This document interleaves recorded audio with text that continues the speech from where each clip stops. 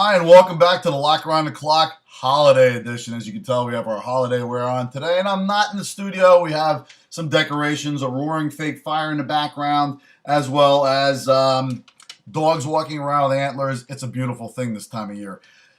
Too many presents, too many things, too many boxes and wrappers and bags, boxes and tags. You know, it's just like that whole Dr. Seuss thing. Can't wait till we get to clean it up and I can see my floor again. Anyway, what I want to do before I get to the NFL picks this week, I want to just say something to James Harrison personally because, you know, there's a lot of us fans out here that don't make that kind of money. However, at the same time, we have a little respect for our fans that we provide entertainment for and at least coming through with some sort of formative English language. On Monday night, as we know, there was a blackout, okay?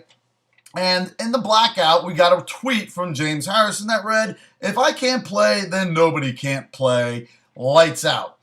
Number one, if you have the kind of money to toss out every other couple weeks on fines and suspensions, maybe you could take some of that money and put it towards, I don't know, English language. How about this? Maybe you thought you were a little low on characters and you only had so many left, so you kind of shortened things. You have 140 characters on Twitter. You had plenty of room to make this actually make sense, okay?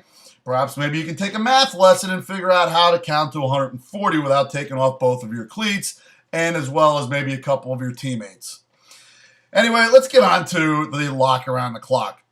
Tonight we have the Thursday game, the NFL Thursday night game, Houston at Indianapolis. Now this is pretty much a meaningless game in some aspects. However, Houston still has to keep up with the rest of the 10-plus win teams, or 10-win teams rather in the AFC, and they are giving 6 to the Indianapolis Colts. Now, I know the Colts had a big game last week, and they won against Tennessee in a surprising upset at home. Not really that surprising. Tennessee isn't really that good. They're 7-7, and they've beaten some pretty bad teams and lost to some pretty good teams, and now they lost to one of the worst teams, which makes them not that good at all to begin with. However, the Indianapolis Colts are not that good even though they're at home, and I know Houston beat them in the beginning of the season and they had Matt Schaub to do it, but let's face it, TJ Yates is not that bad of a quarterback. Last week we saw Arian Foster fumble again, get benched. Ben Tate couldn't get it done against Carolina, but Carolina's a pretty good team. They're not that bad. They're a lot better than Indianapolis. I know this is in Indianapolis, and I know Houston has a pretty bad record there. However, they are only laying 6 and they need to keep up. Look for the Houston Texans to come out in this game fired up, run the ball, pass the ball. They will do very well against this Indianapolis team. Indianapolis really, I know, they have Orlovsky back there, and last week he won his very first game since, I think, college.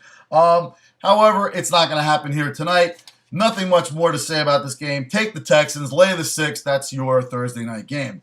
Saturday, yes, Saturday games because Christmas is Sunday. So Saturday the games are being played, and we have the 1 o'clock battle at the Meadowlands, the New Jersey and New York battle between two teams that reside in New Jersey but have New York monikers.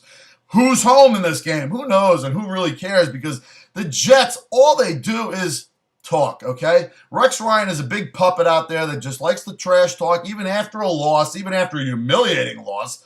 And let's face it, Sanchez has turned into the quarterback we thought he was to begin with, or at least I thought he was. He's not that good. They don't have the running game they had when Rex Ryan first took over to see the team with Thomas Jones.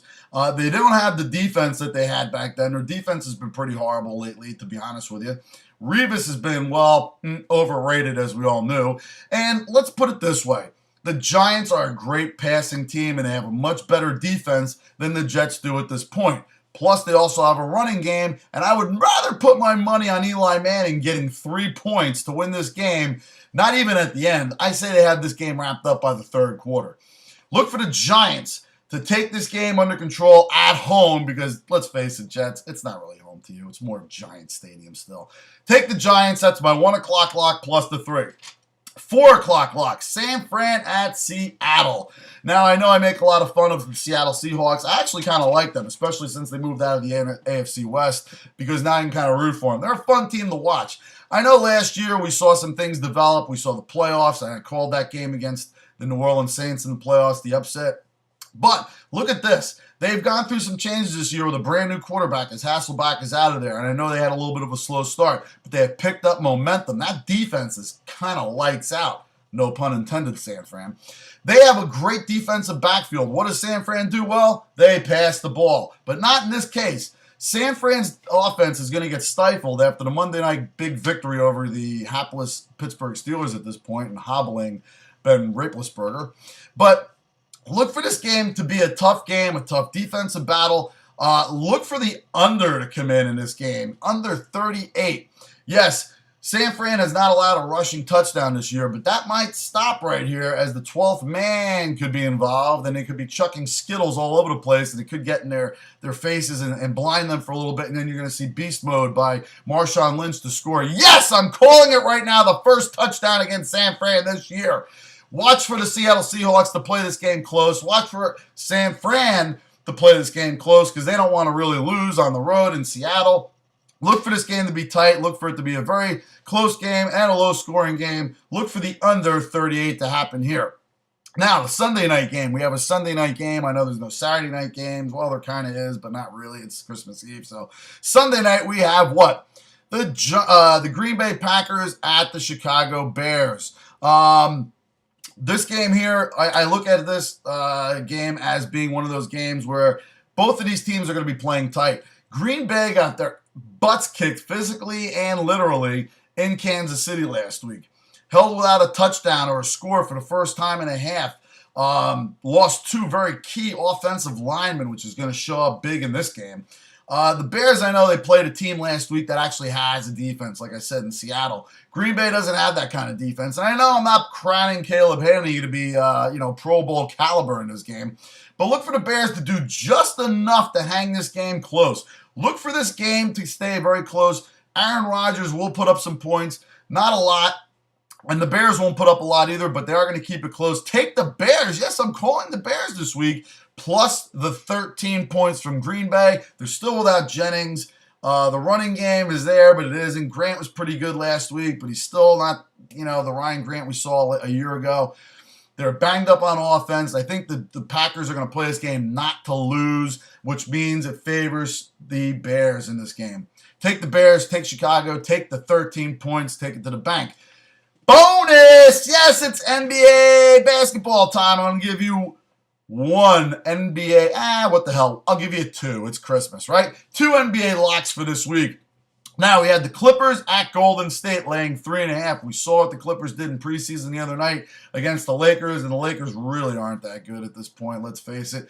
Kobe's going through a divorce. The team's just kind of old. It looks like they stuck this team together. They didn't get Chris Paul. A lot of things haven't happened. Dwight Howard isn't there. It's a whole cavalcade. They don't have Phil Jackson anymore. I mean, let's face it. The Clippers might be the game in town in LA this year. You heard it here first. Look for Blake Griffin. Look for CP3. Look for these guys to go nuts over the hapless Golden State Warriors, because Golden State really doesn't have much going on. Monta Ellis now is in all kinds of problems.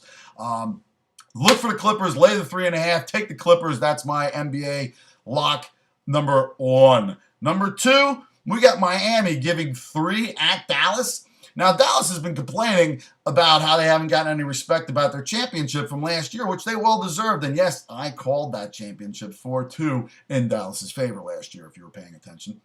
So, with that being said, why is Miami favored by 3? Well, number one, they're going to start and kick off the game in the beginning of the season very strong. And I tell you what, Miami laying the 3 is not a bad pick, because I'll tell you why. They do have the players there. They're pissed off and aggravated from last year. They're going to come out and blast it. And that was what LeBron James does well anyway, the regular season. So, for my second pick for the NBA on Christmas Day, you can wrap it up in a package. Take the Miami Heat, lay the 3.